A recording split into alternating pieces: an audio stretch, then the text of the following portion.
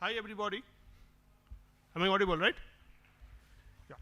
So today's session is about the Azure durable functions. So in these sessions we will discuss about the Azure durable functions.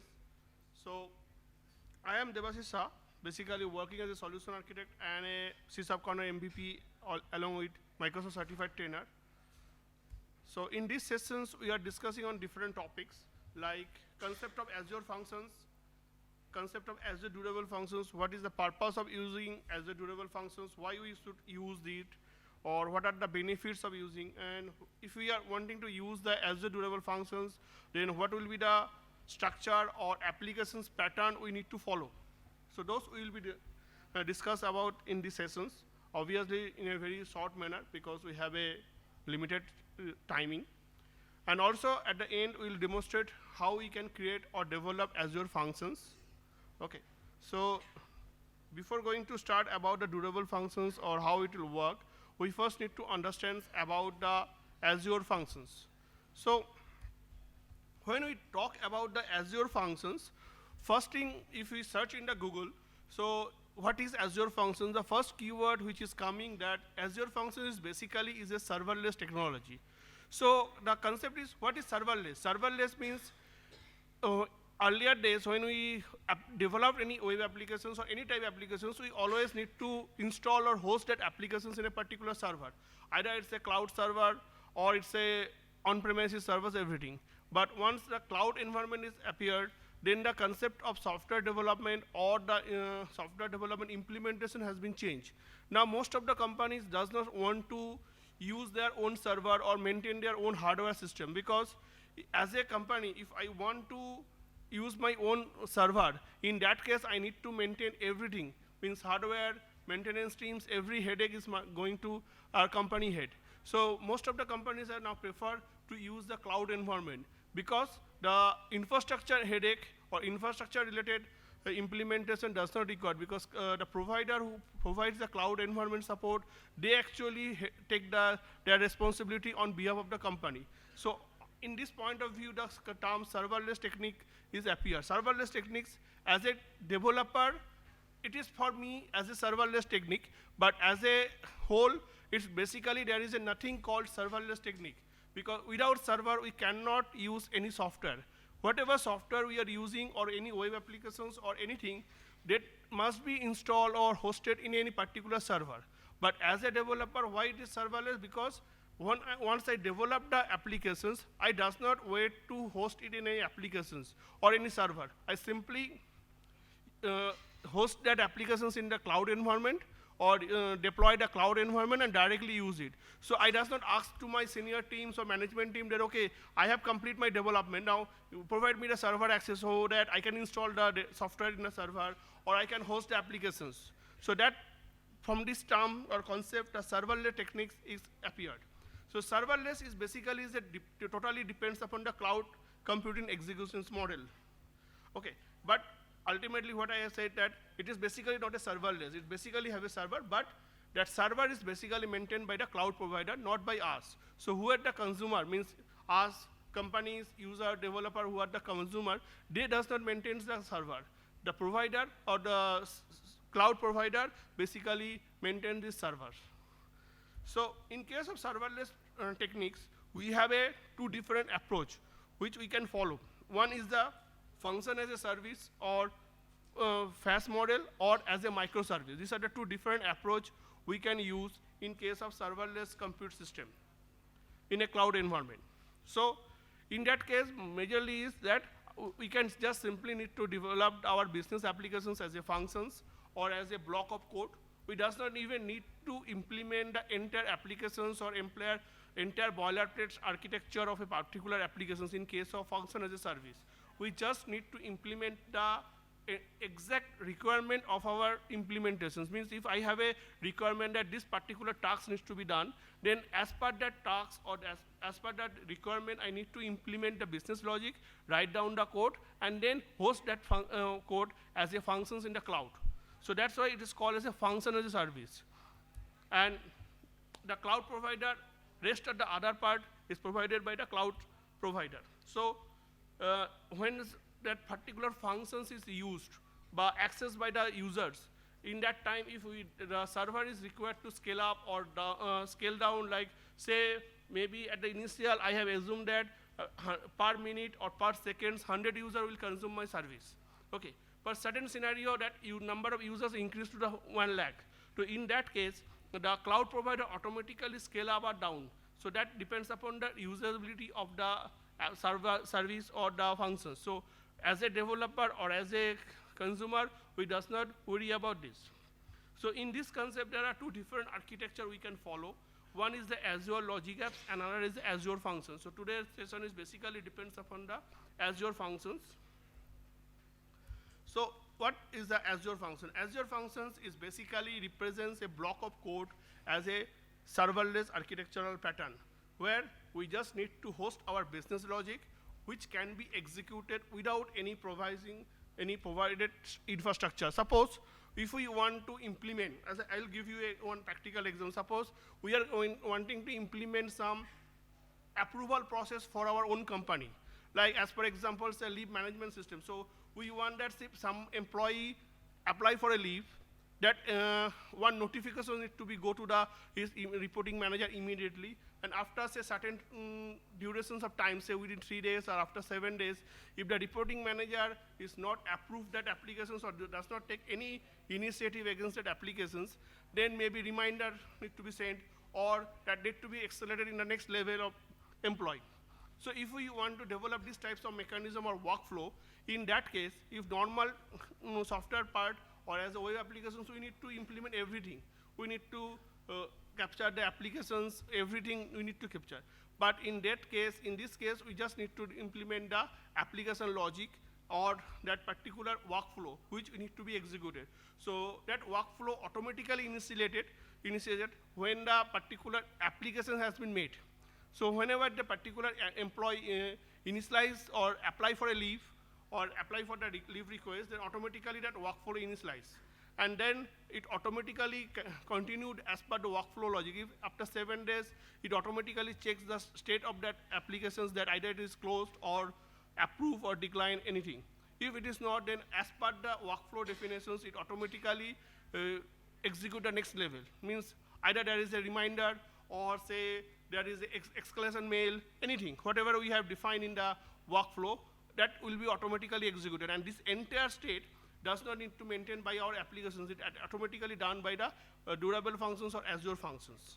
Okay, so these functions provide instant scalability, which I have already said, and most importantly, this will be charged only for the resource use. Means suppose I have implement a functions and host in the Azure platform. As we know, in Azure or cloud, everything is pay by use.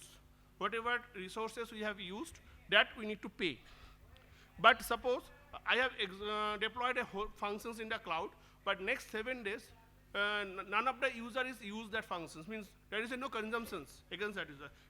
Maybe this is a leave application approval process. So next 7 days, there is no leave application has been done, or that there is nothing pending from the existing system. So in that case, none of the user has consumed it, or none of the workflow is executed. That means as a company, I does not pay for that duration period. Whenever any workflow is initiated or any user or system is executed against some data or some user is consumed that function, only during that part or during that time frame we need to pay, or Azure will be charged for us. So, and one of the major benefit of Azure function is it basically provides different language. We can develop Azure functions by using different languages, like C# we can use, F#, JavaScript, Python, and also the PowerShell. So there are the different languages we use. So for developing Azure functions, it is another benefit that sorry, we does not require to learn new techniques or new programming language. If I am a C# developer, I can develop the language by using the C#. If I am a JavaScript or say React developer or jQuery developer, I can develop in my own language. Similarly for Python, if I am a data engineer, I am working on a Python language, then I can develop it also in the Python. Similarly, PowerShell and F# is also supported. So right now, Azure Function provided these 5 languages, but hopefully in the near future, it will introduce more programming languages. And also, if during the execution of functions, if we require any third-party package manager, like NuGet or NPM, NuGet obviously we know what that C# or Java F# developer, we know the NuGet packages. And for JavaScript or React, NPM is the one of the best which provide different types of third-party or open source projects or tools. So we can reuse them here. So suppose any functionality we require and we have a NPM package, we know that this functionality is available in that particular NPM package, and if you use that, we does not need to write down everything. So we can directly use it, and we can, while we installing the functions in the cloud, the same package manager will be automatically installed. Just we need to mention in the configuration layer. And it basically based on the trigger and binding. Trigger and binding means, trigger means whenever any user invoke that function. Function is basically is a, just like a gun. So if I have a gun, it will until harmless whenever you not trigger the button. So whenever anyone is hit the functions or call the functions, then it triggered and automatically start executing. And binding means the data. If I send some data to functions, then it will bind and implement the states. If suppose there is a single purpose objective, means it will execute, check some status or data, and return me the result. So then binding is not required. Binding when required, when I need to maintain the state. State means, suppose one app, just I have given the example, leave application has been done, but after 3 days or 7 days, I need to check that what is the status of leave application. So this is called the binding. So whenever application is done, it will trigger, and then it will continue until that binding or that trigger has not end. So whenever that particular application active, it automatically continues binding. That is called a state. Because in normal concept, Azure function is basically stateless. There is no memory management system in Azure functions. It basically is a single point executions. It execute, find some data as per the business logic, calculate, and return you the output. This is the simple logic of Azure functions, one-liner. But in case of durable functions, it always maintains a state, because durable functions is basically not a single, Azure functions is represented by a single one functions.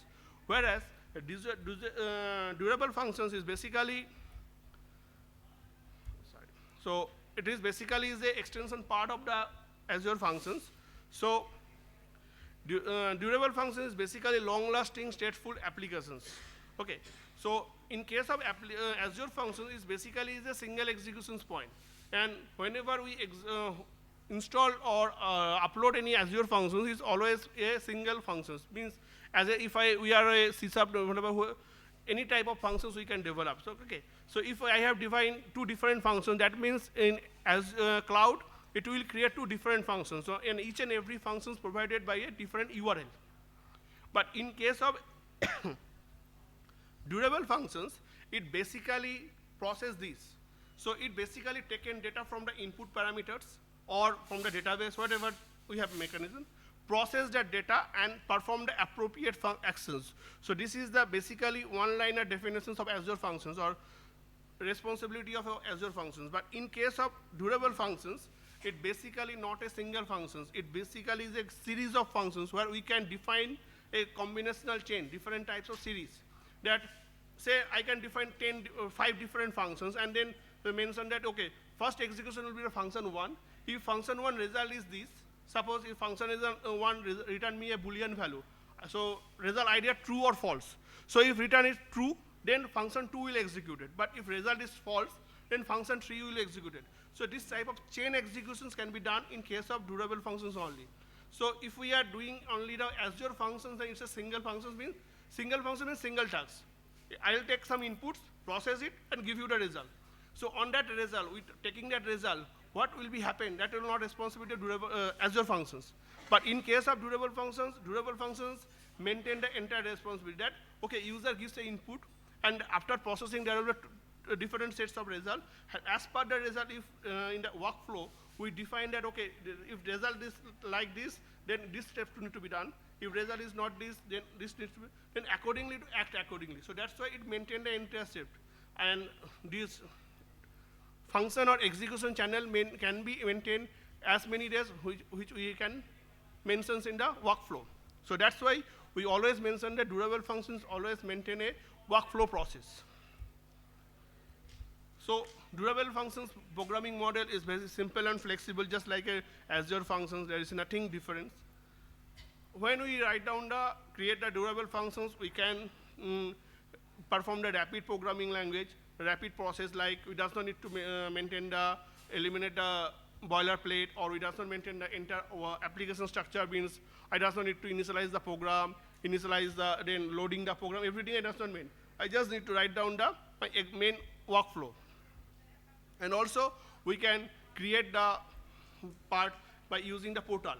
Yeah, definitely we can develop the Azure durable function by using different types of IDE, like Visual Studio Code, Eclipse. There are different IDEs supported by Azure functions or durable functions. But if, as a developer, I does not want to use them, I simply develop the Azure functions or durable functions within the Azure portal, because Azure portal, it provides me a text editor where I can write down my code and execute it directly in portal. So for developing the Azure functions or durable functions, we does not need any software to install in our computer. We can simply develop it online system.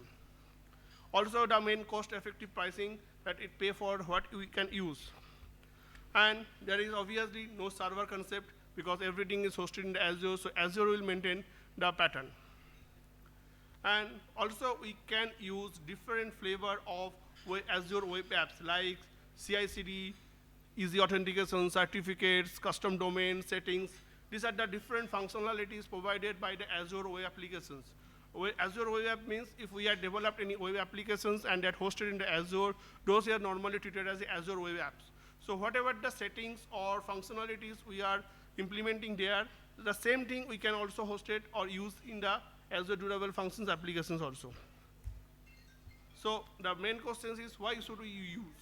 Because we have the web applications, we have the Azure functions, everything, but still why we need to use the durable functions? The main question is, it's basically event-driven. Oh, yeah, obviously, the event-driven mechanism is also a feature of the Azure functions same ways. So if we are going to use the Azure functions, then the same reason we are using to Azure durable function, it is event-driven. But the second one is not related to the Azure function. That means we can define our own workflow, means work process change. Our own, as per required, our own process change we can define in case of durable functions, which we cannot define in case of normal Azure functions. Because normal Azure functions is a single task executor, whereas Azure durable function is a chain process. There are different types of chain systems or workflow we can define as per our requirement.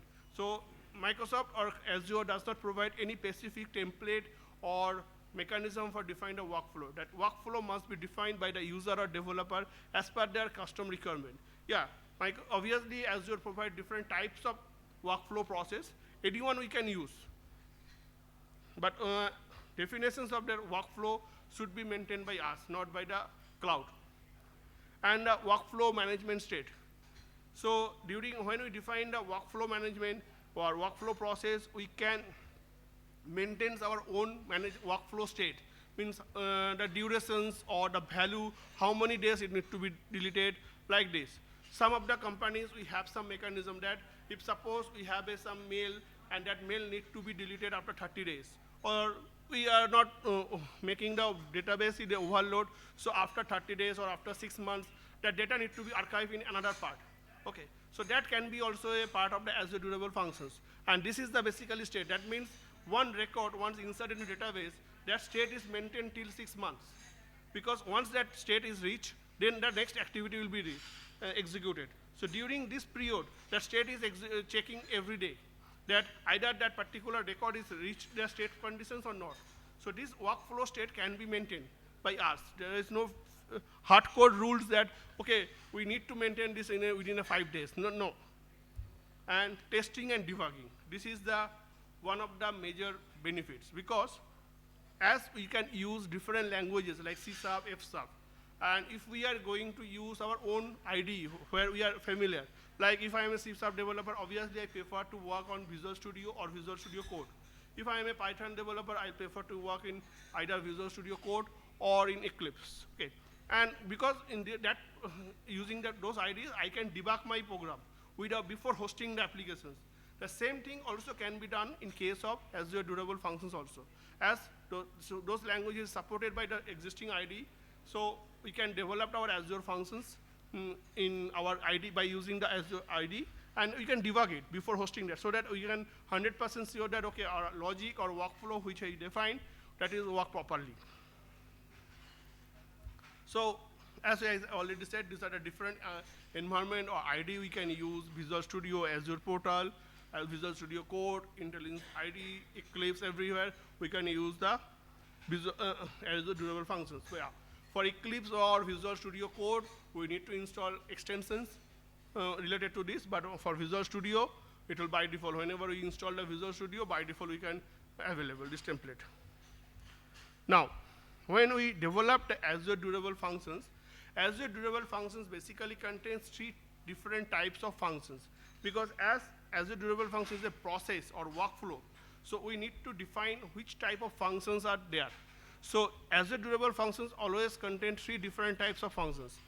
First one is the client functions. Okay. As per our requirement, we can define, when we define that any functions within the durable workflow state, we need to mention which type of function is this. This is not mandatory that we need to create every function type 1:1. No, we can create same type of function multiple times or multiple numbers, but that as per our requirement. Client function means if whenever Azure durable functions work, that means some particular event will occur, or particular from activity has been happened. So that activity obviously happen in any other software, not my software, because I am not going to develop the entire software. This means, suppose if I want to implement a leave approval process, that does not mean that I am going to create a leave management system where employee, I will define the leave heads, leave balance, tag employee with the leave heads, and then employee can get a UI where they can select the date from date to date, reasons, everything, reporting authority, then apply. This entire process I am not going to use, because this already have a software which company already use, because they have maybe a different portal they are using. So our requirement is whenever employee click on the apply button, Azure functions will be invoked. That means I need a connector from that applications to my Azure functions which can establish these connections. So that connector will be provided by the client functions. So this type of third-party invoker, whenever we require, then we need to define a client functions. That client functions basically provide a URL. Each and every client functions, when we execute it in the portal or host in the Azure, it basically provides us a URL. We simply need to call that URL from our existing applications with provided payload, means the existing data. Okay, maybe sometimes we are not providing the payload because maybe from where we need to provide the fetch the data, we know. So we are simply providing maybe the ID or some reference number, so that only that value, I'll pick up my own data here. Okay, so that is the client functions. Client functions always executed by the third party, not by the entire process of the workflow. Whenever the client function executed, the workflow starts. Okay, so it acts as the entry point. The next function is the orchestrator functions. Whenever the client function executed, and then Azure functions workflow is started. And this workflow started mechanism, or the durations of the workflow, or the logic of workflow, means what are the process change of the workflow, means whenever client function executed, what will happen. After that execution, how many days I need to wait, or suppose what are the result of this, as per that executions, what will be the done. So entire this workflow will be defined under orchestrator functions. Okay, so this is the internal part. This is not exposed to the outer world. Orchestrator function is the internal part, and every Azure durable function workflow must have a orchestrator function, one single orchestrator functions. This cannot be a multiple, because this is basically contain the workflow mechanism. So in a particular process change, workflow mechanism cannot be multiple. You can define entire workflow within this function, that these are the logic. Once the data is executed, calculate this or check this. If result is, there is a, we can say there are 5 different combination sets of result company provided us. So according that, I will define 5 different sets of workflow. And for each and every workflow states, I will create the next function, that is the activity functions. So activity function means once the workflow is executed, then what activity will be happen? Means I have said that 5 different states. Okay, so that means for each and every step, I have a different activity. So step 1, then if the value is 1, then I need to mail someone. If value is 2, then I need to mail. So this activity can be executed. Okay. So that means in a durable functions workflow process, you have a one single entry point, one single orchestrator functions for the workflow, and n number of activity functions. You can define any number of activity functions. So there are different patterns like this. This is the one of the example. This is we are calling a chain system. That means function 1 is the entry point. Function 1 once executed, it executed and send the result to the orchestrator functions. And then as per the result of function 2, it will again execute the function 3. It's a chain system. So it's a one-liner system, it's a one-by-one process step. Another process we call fan in or fan out. Fan in, fan out means one function is executed, we get some result, and after that, if we require to call 3 different functions, so F2 is, there are 3 different functions we are calling in a parallel thread. And after execution of all the functions, will ultimately summarize the final result, and that result will pass to the F3 for final decisions. So this is the one pattern, but not necessarily we need to always follow this pattern. This is some example pattern which we can follow. Another is the human interactions. So that means request a approval after some time interval, we'll check it that either request approval is processed or not. If the time interval within that part request is not approved, then we will need to escalate. And after escalate, if something is again need to define, then we can define again, same way. So these are some different patterns we can use. Okay. So whenever, sorry.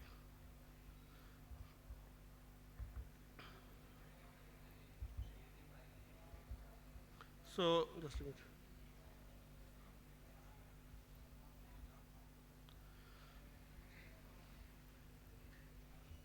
Yeah. So whenever we host these things, automatically it will work. So for the example part, I have uploaded a sample example in this GitHub repository. If required, you can check this. And whatever the query regarding that code block, if you have any query or you need to discuss it further, then you can connect me in any of the mentioned addresses. Either you can mail me or pick in a LinkedIn or in Twitter directly. So we can discuss and explain. So that's all for these sessions.